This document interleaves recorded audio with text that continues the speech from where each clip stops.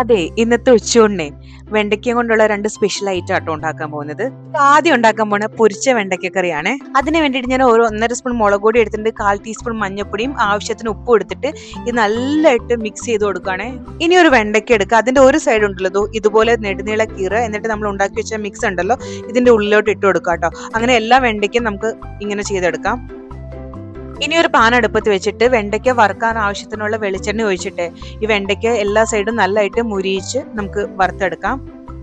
ഇനി നമ്മളിത് കറിയാക്കാൻ പോവാണ്. അതിന് വേണ്ടിയിട്ട് ഇഞ്ചി, വെളുത്തുള്ളി, സവാള, പച്ചമുളക്, കറിവേപ്പില എല്ലാം ഞാൻ എടുത്ത് വെച്ചിട്ടുണ്ട്. ഇനി നമ്മൾ ഇതേ എണ്ണയിൽ തന്നെയാട്ടോ നമ്മൾ ഇതെല്ലാം വഴറ്റാൻ പോകുന്നത്. അപ്പൊ നമ്മൾ ഈ സവാള എല്ലാം അരിഞ്ഞു വെച്ചത് അതിലോട്ട് ഇട്ട് കൊടുക്കുക. കുറച്ച് വഴണ്ടി കഴിയുമ്പോൾ തന്നെ നമുക്ക് തക്കാളിയും കൂടി ആഡ് ചെയ്ത് കൊടുക്കാം കേട്ടോ. ഇനി ഈ തക്കാളിയും സവാള എല്ലാം കൂടി നല്ല സോഫ്റ്റ് ആയിട്ട് വഴണ്ടി വരുമ്പോൾ ഉണ്ടല്ലോ ഇതിലോട്ട് 2 സ്പൂൺ മല്ലിപ്പൊടിയും ഒരു 1/4 ടീസ്പൂൺ മുളക് പൊടിയും കൂടി ഇട്ട് കൊടുക്കാം കേട്ടോ. എന്നിട്ട് ഇത് നല്ലതായിട്ട് മൂപ്പിച്ചെടുക്കണേ. മൂപ്പിച്ചെടുത്തതിന് ശേഷം രണ്ടാം പാലിന്റെ ഒരു 2-3 ടേബിൾ സ്പൂൺ ഇതിലോട്ട് ഒഴിച്ചു കൊടുക്കണം. എന്നിട്ട് നന്നായിട്ട് വഴറ്റി എണ്ണ തെളിയുന്ന വരെ ഒന്നും കൂടി ഒന്ന് വഴറ്റിയെടുക്കണേ ഇത്. ഇനി ബാലൻസ് ഉള്ള തേങ്ങയുടെ രണ്ടാം പാല് മൊത്തത്തോടെ ഇതിലോട്ട് ഒഴിച്ചു കൊടുക്കാം കേട്ടോ. ഇനി ഇതിലോട്ട് ഒരു 1/2 ടീസ്പൂൺ ഗരം മസാല ചേർത്ത് കൊടുക്കാം കേട്ടോ. അതിനുശേഷം നമ്മൾ വറുത്ത് വെച്ച് വെണ്ടയ്ക്ക ഉണ്ടല്ലോ അതും കൂടി ഇതിലോട്ട് ഇട്ട് കൊടുക്കുക.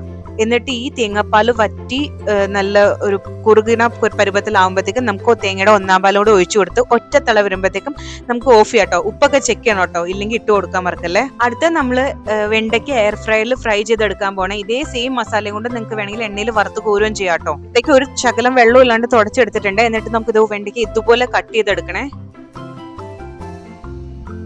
അപ്പൊ നമുക്ക് മൊത്തം വെണ്ടയ്ക്ക് ഇതുപോലെ കട്ട് ചെയ്തെടുക്കാം കേട്ടോ. ഇനി ഇതിലോട്ട് ചേർക്കാൻ പോണത് മുളക് പൊടിയും മഞ്ഞൾപ്പൊടിയും പിന്നെ കടലമാവും പിന്നെ വറുത്ത അരിപ്പൊടിയും പിന്നെ 1 സ്പൂണോളം സൺഫ്ലവർ ഓയിലും പിന്നെ ആവശ്യത്തിന് ഉപ്പും കൂടി ചേർത്തിട്ട് ഈ മസാല എല്ലായിടത്തും ആവണ രീതിയിൽ നല്ലതായിട്ട് മിക്സ് ചെയ്തെടുക്കണേ. ഈ ഐറ്റം ഞാൻ ആദ്യമായിട്ടാണ് ഉണ്ടാക്കുന്നത്, എനിക്ക് ശരിയാവുമെന്നൊന്നും അറിയത്തില്ല.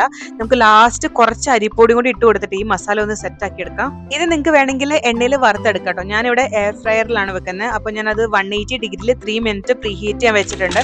എന്നിട്ട് അതിലോട്ട് ഈ വെണ്ടയ്ക്ക് ഇട്ട് കൊടുക്കുന്നുണ്ട്. എനിക്കൊരു ഏകദേശം ഒരു 20 മിനിറ്റ്സിന്റെ അടുത്തായിട്ടോ. ഞാൻ ഒരുപാട് വെണ്ടയ്ക്ക ഉള്ളതുകൊണ്ടാണ്.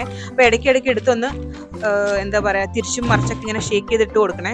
കണ്ടോ, നമ്മുടെ വെണ്ടയ്ക്ക ഫ്രൈ റെഡി ആയിട്ടുണ്ട് കേട്ടോ. അപ്പൊ ഇത് കഴിച്ചു നോക്കിയപ്പോ എന്നോട് ഹസ്ബൻഡ് പറഞ്ഞത് ഇത് ചോറിന്റെ കൂടെ കഴിക്കുന്നേക്കാൾ നല്ലത് സ്നാക്ക് ആയിട്ട് കഴിക്കാന്നാണ്. പക്ഷെ മിക്സറൊക്കെ ചോറിന്റെ കൂടെ കഴിക്കുന്നത് ഞാൻ ഇതും കഴിക്കും. മുട്ട പൊരിക്കുക കേട്ടോ. ഇതും കൂടി ആയിക്കഴിഞ്ഞ് ഇന്നത്തെ ഉച്ചകൊണ്ട പരിപാടി എല്ലാം കഴിഞ്ഞ്. അപ്പൊ അടുത്തൊരു വീഡിയോ ആയിട്ട് വരുന്നവരേക്കും ടാറ്റാ ബൈ.